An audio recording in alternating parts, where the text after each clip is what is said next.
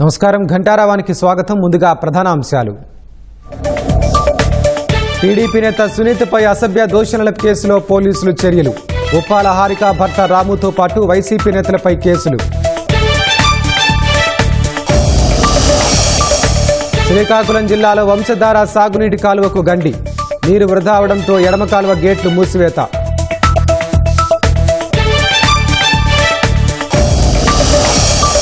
శ్రీశైలం ప్రాజెక్టుకు ఒక్కసారిగా తగ్గిన వరద.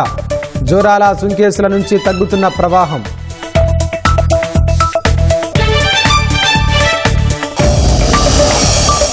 భారత్ చైనా సంబంధాల పునరుద్ధరణతో ఇరు దేశాలకు మేలు.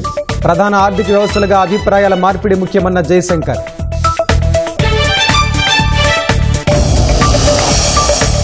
దీవికి ఎగసిన అలనాటి అందాల తార సరోజాదేవి. 200కు పైగా చిత్రాల్లో విభిన్న పాత్రలతో మెప్పించిన నటి.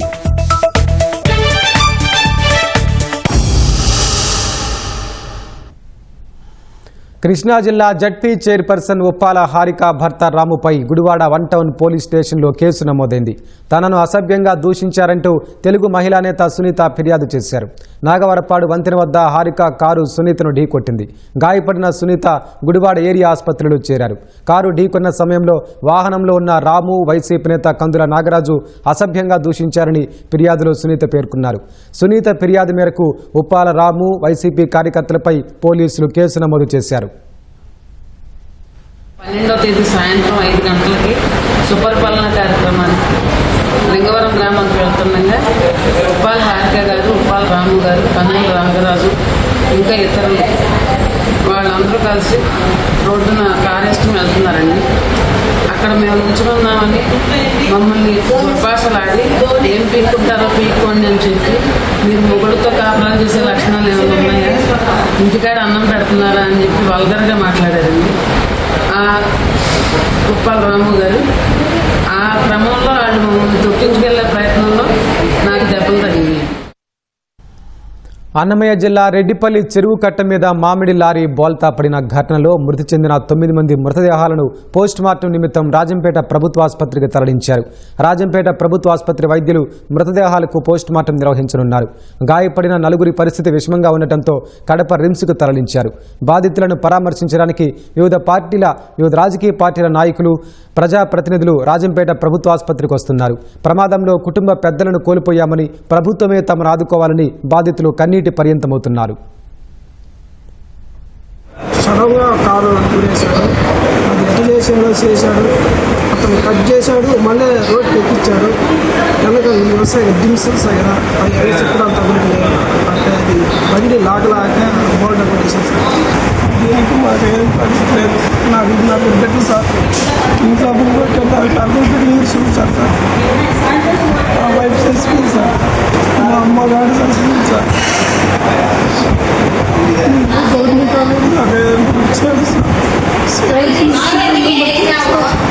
మామిడికాయలు పోసి 8:30 బండికి, మళ్ళీ ఏ టైంలో యాక్సిడెంట్ అయిందో తెలియదు. కానీ ఏ బండి కుదల ఆయన సైడ్ వేరే బండి వచ్చిందని తగలతారని పక్కకు లాగి మళ్ళీ రోడ్డుకి ఎక్కించినాడు. రోడ్డుకి ఎక్కించాలకి వెనక చక్రాలు దిమ్ములు తగులుకొని వెనక్కి తరబడిపోయింది సార్. పొడుకుంటా జరిగింది. కూలీలందరూ ముందు పడిపోయారు. వాళ్ళ మీద బండి ఏదన్నా ఆదుకోండి. మేము దెబ్బతిని కోరిక లేకుండా మా కుటుంబంలో చాలా 5-6 మంది చనిపోయినారు. పెద్దవాళ్ళు అంతా చనిపోయినారు. మేము పిల్లకాలే వాళ్ళం. గవర్నమెంట్ ఏదన్నా మనం ఆదుకోవాలి. శ్రీకాకుళం జిల్లా వంశధార గొట్ట బ్యారేజ్ నుంచి ఎడమ కాలువ ద్వారా విడుదలయ్యే సాగునీటి కాలువకు గండి పడింది. దీంతో నీరు సమీపంలోని పంట పొలాల్లోకి ప్రవహిస్తోంది. సాగునీరు వృధా అవుతుండటంతో అధికారులు ఎడమ కాలువ గేట్లు మూసివేశారు. కాలువ గండిని పూడ్చేందుకు చర్యలు చేపట్టారు.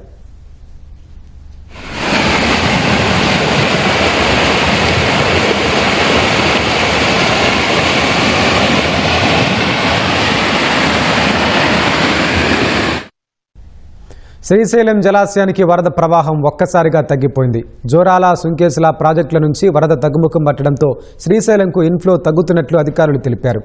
ప్రస్తుతం జోరాల సుంకేసుల ప్రాజెక్టుల నుంచి 68,856 క్యూసెక్కులు శ్రీశైలం జలాశయానికి చేరుతున్నాయి. శ్రీశైలం అవుట్ఫ్లో 115,662 క్యూసెక్కులుగా అధికారులు వెల్లడించారు. పోతిరెడ్డిపాడు నుంచి 20,000 క్యూసెక్కులు, ఎడమగట్టు విద్యుత్ కేంద్రం నుంచి 35,315 క్యూసెక్కులు, కుడిగట్టు విద్యుత్ కేంద్రం నుంచి 33,144 క్యూసెక్కులు విడుదల చేస్తున్నారు. ఒక స్పిల్వే గేట్ ఎత్తి 27,203 క్యూసెక్కులు నాగార్జున సాగర్కు విడుదల చేస్తున్నారు. శ్రీశైలం పూర్తి స్థాయి నీటి మట్టం 885 అడుగులు కాగా ప్రస్తుతం 883 అడుగులకు చేరింది. ప్రాజెక్టు పూర్తి స్థాయి నీటి నిల్వ సామర్థ్యం 215 టీఎంసీలు కాగా ప్రస్తుతం 205 టీఎంసీలుగా నమోదైంది. విశాఖ 2 టౌన్ పోలీస్ స్టేషన్ పరిధిలో ఎల్లాజీ అనే యువకుడిపై గుర్తు తెలియని వ్యక్తి కత్తితో దాడి చేశాడు. డాబా గార్డెన్స్ జాకీ షోరూం వద్ద ఈ ఘటన జరిగింది. కొన ఊపిరితో కొట్టుమిట్టాడుతున్న ఎల్లాజీని పోలీసులు కేజీహెచ్ ఆసుపత్రికి తరలించారు. బాధితుడి కుటుంబ సభ్యులకు సమాచారం ఇచ్చారు. ఎల్లాజీ వడ్డీ వ్యాపారాన్ని పోలీసులు తెలిపారు. నిందితుడి కోసం గాలింపు చర్యలు చేపట్టారు. విజయనగరం జిల్లా రాజాం పురపాలిక పరిధిలోని బుచ్చెంపేటలో స్థలం విషయంలో తలెత్తిన వివాదం ఇరు వర్గాల మధ్య కొట్లాటకు దారితీసింది. ఈ ఘటనలో 10 మందికి గాయాలయ్యాయి. ఒక వర్గానికి చెందిన 6, మరో వర్గానికి చెందిన 4 గాయపడ్డారు. బాధితుల్ని ఆసుపత్రులకు తరలించారు. గ్రామంలో ఒక స్థలం విషయంలో ఏళ్ల నుంచి వివాదం నడుస్తోంది. దారి కోసం స్థలం విడిచిపెట్టగా అందులో ఇప్పుడు గోడ నిర్మించేందుకు ప్రయత్నిస్తున్నారు. దీనిపై పెద్దల మధ్య చర్చలు జరుగుతున్నాయి. ఈ క్రమంలో ఆదివారం రాత్రి ఇరు వర్గాల మధ్య మాటామాటా పెరిగి కొట్లాటకు దారితీసింది. క్షతగాత్రుల్లో సింహాచలం చంద్రశేఖర్కు తలకు తీవ్ర గాయాలవడంతో పరిస్థితి కొంత విషమంగా ఉన్నట్లు వైద్యులు తెలిపారు. ఎస్ఐ రవికిరణ్ ఆసుపత్రికి వచ్చి వివరాలు సేకరించారు. కేసు నమోదు చేసి దర్యాప్తు చేస్తున్నట్లు తెలిపారు.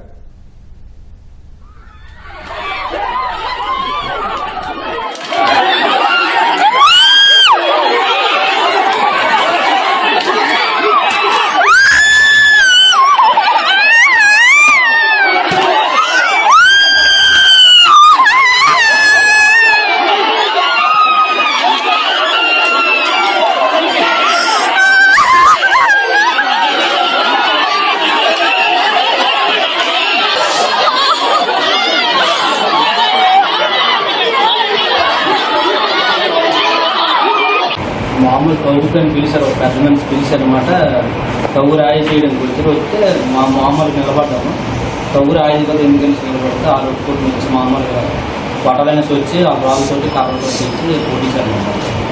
బాగా గట్టి పొడిచారు. పొడిచిన తర్వాత ఇంట్లో కూడా దాడి చేసి వచ్చి మొత్తం డ్రైవర్ దొరుకుతారు రాడ్తో కొట్టడం, కర్రలతో కొట్టడం, వీటితో కూడా పొడిచారు. బాగా గాయాలు తగ్గారు. దేంతో కొట్టారు? రాళ్ళతోటి కర్రలతోటి. ఎంతమంది? వాళ్ళు 60 మంది చిల్లర ఉంటారు.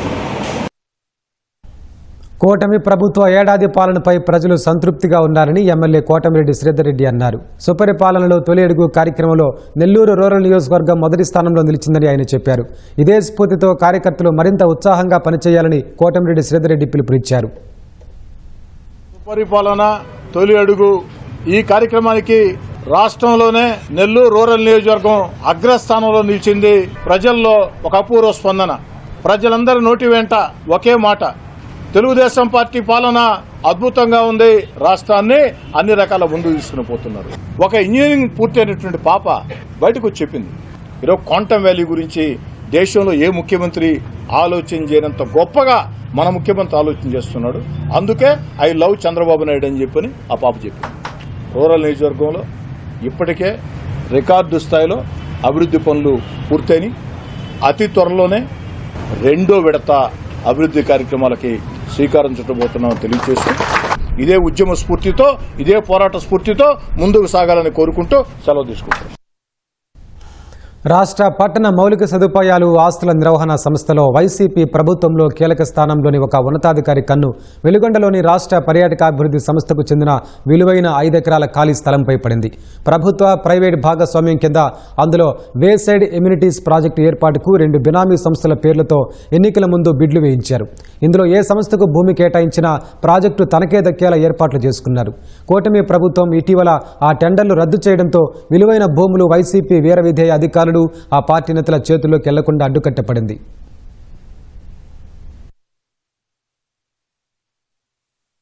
ప్రభుత్వ ప్రైవేటు భాగస్వామ్యం కింద పర్యాటక అభివృద్ధి సంస్థకు చెందిన విలువైన భూముల్ని కొట్టేసేందుకు ఎన్నికలకు 5 నెలల ముందు టెండర్లు పిలిచారు. రాష్ట్రంలో వివిధ చోట్ల సంస్థకు చెందిన 100 ఎకరాలకు పైగా భూములు చేజిక్కించుకోవాలన్నదే వైసీపీ వర్గీయుల ఆలోచన. 7 చోట్ల పీపీపీ ప్రాజెక్టులకు పర్యాటకాభివృద్ధి సంస్థ 2025 జనవరిలో టెండర్లు పిలిచింది. వీటిలో హోటళ్లు, వేసైడ్ ఎమ్యూనిటీస్, సాహస పర్యాటకం, రోప్వే, సీప్లేన్ తదితర ప్రాజెక్టులు ఉన్నాయి. వీటికి పలు సంస్థలు బిడ్లు వేశాయి. టెండర్లు ఖరారు చేసేలోగా ఎన్నికల నోటిఫికేషన్ వెలువడ్డంతో ఆగిపోయాయి. బిడ్లు దాఖలు చేసిన సంస్థల్లో ఎక్కువగా వైసీపీ నేతలు, గత ప్రభుత్వంలో చక్రం తిప్పిన ఉన్నతాధికారుల బినామీ సంస్థలే ఉన్నాయి. గత ప్రభుత్వంలో పర్యాటకాభివృద్ధి సంస్థ పాలకవర్గంలో ఒక ప్రముఖుడు, రాష్ట్ర పట్టణ మౌలిక సదుపాయాలు, ఆస్తుల నిర్వహణ సంస్థలో ఉన్నతాధికారి, విశాఖపట్నం, గుంటూరు, విజయవాడలకు చెందిన కొందరు వైసీపీ ఎమ్మెల్యేల ముఖ్యానుచరులు బిడ్లు వేశారు. మళ్లీ వైసీపీ ప్రభుత్వం ఏర్పాటైతే భూములన్నీ వారి చేతుల్లోకి వెళ్లేవి. కూటమి ప్రభుత్వం ఏర్పాటయ్యాక టెండర్లు రద్దు చేసింది. పీపీపీ ప్రాజెక్టులకు వేసిన బిడ్లు, వాటి అనుబంధ పత్రాలపై సమగ్ర విచారణ చేయిస్తే వాటి బాగోతం బయటపడేది. పర్యాటకాభివృద్ధి సంస్థ అలాంటి ప్రయత్నం చేయలేదు. టెండర్లు రద్దు చేసి ఈఎండీలు వెనక్కి ఇచ్చేశారు. పర్యాటకాభివృద్ధి సంస్థలో ప్రాజెక్టుల రూపకల్పన, టెండర్లు పిలవడం, బిడ్ల పరిశీలన వంటి విషయాల్లో రాష్ట్ర పట్టణ మౌలిక సదుపాయాలు, ఆస్తుల నిర్వహణ సంస్థ సాంకేతిక సహకారం అందిస్తోంది. ఈ క్రమంలోనే ఆ సంస్థ కీలక అధికారి పర్యాటకాభివృద్ధి సంస్థ భూముల్ని బినామీ పేర్లతో కొట్టేసేందుకు ప్రయత్నించారు. రాజధాని అమరావతి సెగలో మరో విద్యా కుసుమం వేరియనుంది. అమరావతిలో ఏఐ ప్లస్ క్యాంపస్ ఏర్పాటు చేయనున్నట్లు Birla institute of technology and sciences bids విశ్వవిద్యాలయ కులపతి, పారిశ్రామికవేత్త కుమారమంగళం బిర్లా ప్రకటించారు. 7,000 మంది విద్యార్థులకు అవకాశం కల్పించేలా కేంద్రాన్ని తీర్చిదిద్దుతామని, 2027 నుంచి ప్రవేశాలు ప్రారంభిస్తామని స్పష్టం చేశారు.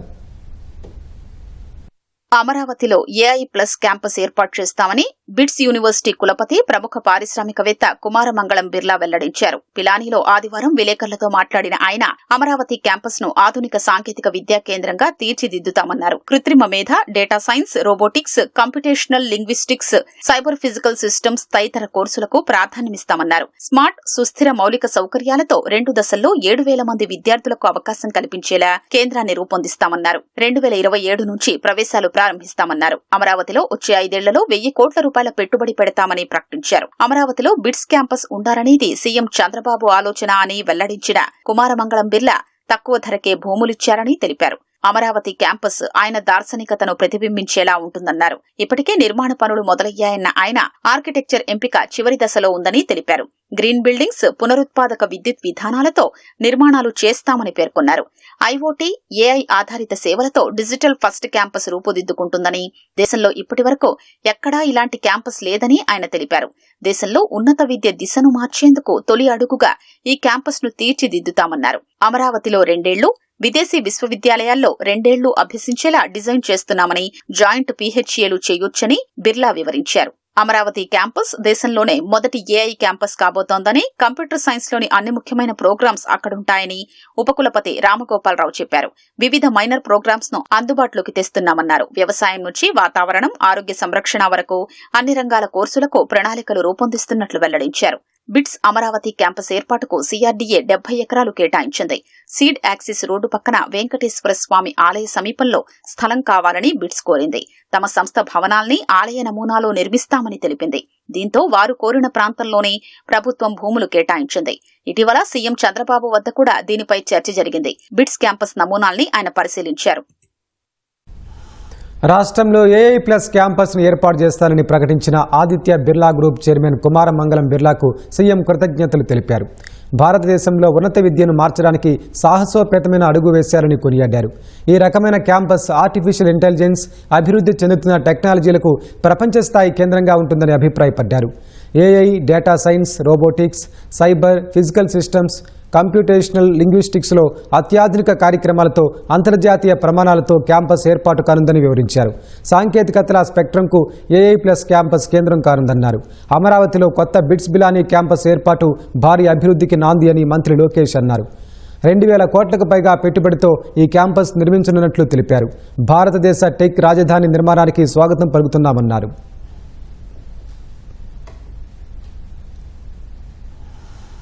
సంచలనం సృష్టించిన సర్వేయర్ తేజేశ్వర్ హత్య కేసులో కొత్త విషయాలు వెలుగులోకి వస్తున్నాయి. ఆమె గొంతుతో అతడు వాయిస్ చేంజర్ మెషిన్తో నిందితుడు తిరుమలరావు మాయ చేసినట్లు పోలీసులు గుర్తించారు. టెక్నాలజీని ఉపయోగించి ఎవరికీ అనుమానం రాకుండా వివాహేతర సంబంధాన్ని కొనసాగిద్దామని చూసిన తేజేశ్వర్ హత్యతో దొరికిపోయాడు. తెలంగాణలోని జోగులాంబ గద్వాల జిల్లా గద్వాలలోని గంట వీధికి చెందిన ప్రైవేట్ సర్వేయర్ తేజేశ్వర్ హత్య కేసులో పలు విషయాలు వెలుగు చూస్తున్నాయి. ప్రధాన నిందితులకు కోర్టు తాజా రిమాండ్ అనంతరం A1 Tirumalarao, A3 Nagesh, A4 Parashuramu, A5 రాజులను 4 రోజుల కస్టడీలోకి తీసుకుని ప్రశ్నించగా కీలక విషయాలు బయటపడ్డాయి.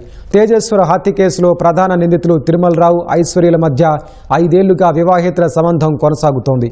ఐశ్వర్యను రెండో వివాహం చేసుకుంటానని తిరుమలరావు తన భార్యను ఒప్పించేందుకు ప్రయత్నించినా ఆమె అంగీకరించలేదు. తిరుమలరావును వివాహం చేసుకుంటే కుటుంబం పరువు పోతుందని బంధువులు చెప్పడంతో ఐశ్వర్య తేజేశ్వర్ను వివాహం చేసుకుంది. పెళ్లి తర్వాత కూడా ఐశ్వర్య తిరుమలరావు ఫోన్లో మాట్లాడుకునేవారు.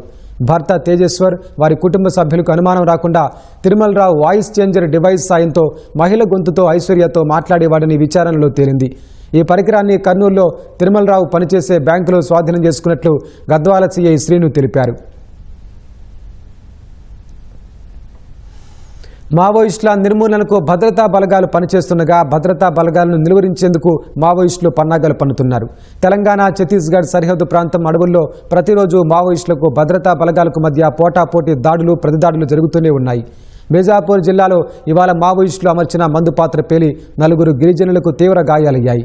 ధన్గోల్, బందేపార గ్రామాల మధ్య అటవీ ప్రాంతంలో పోలీసులను లక్ష్యంగా చేసుకుని మావోయిస్టులు అమర్చిన మందు పాత్ర పేలడంతో 4 గ్రామస్తులకు తీవ్ర గాయాలయ్యాయి. క్షతగాతులను హుటాహుటిన బీజాపూర్ హాస్పిటల్కు తరలించారు. గిరిజనులు పొలం పనులకు వెళ్తుండగా ఈ ఘటన చోటు చేసుకుంది.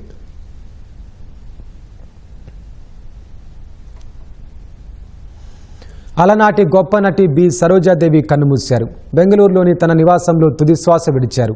తెలుగు, కన్నడ, తమిళం సినిమాల్లో నటించిన సరోజాదేవి పలు భాషల్లో దాదాపు 200కు పైగా చిత్రాల్లో నటించారు. ఎన్టీఆర్, ఏఎన్ఆర్, కృష్ణ, ఎంజీఆర్, శివాజీ గణేశన్తో నటించిన సరోజాదేవి 1969లో పద్మశ్రీ పురస్కారం, 1992లో పద్మభూషణ్ పురస్కారం అందుకున్నారు.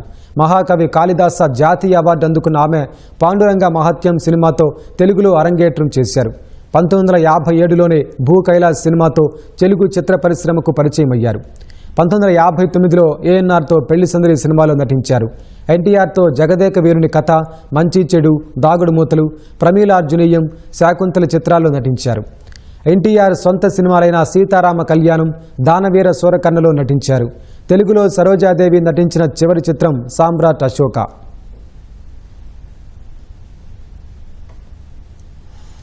అలనాటి ప్రముఖ నటి బి సరోజాదేవి బెంగళూరులో తుది శ్వాస విడిచారని తెలిసి తీవ్ర విచారం కలిగిందని ముఖ్యమంత్రి చంద్రబాబు అన్నారు.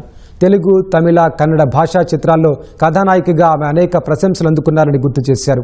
మహానటులు ఎన్టీఆర్, ఏఎన్ఆర్తో కలిసి ఎన్నో చిత్రాల్లో నటించి తెలుగు ప్రేక్షకులను అలరించారని వెల్లడించారు. ఆమె ఆత్మకు శాంతి కలగాలని భగవంతుని ప్రార్థిస్తున్నట్లు పోస్టు చేశారు. వారి కుటుంబ సభ్యులకు తన ప్రగాఢ సానుభూతి తెలిపారు.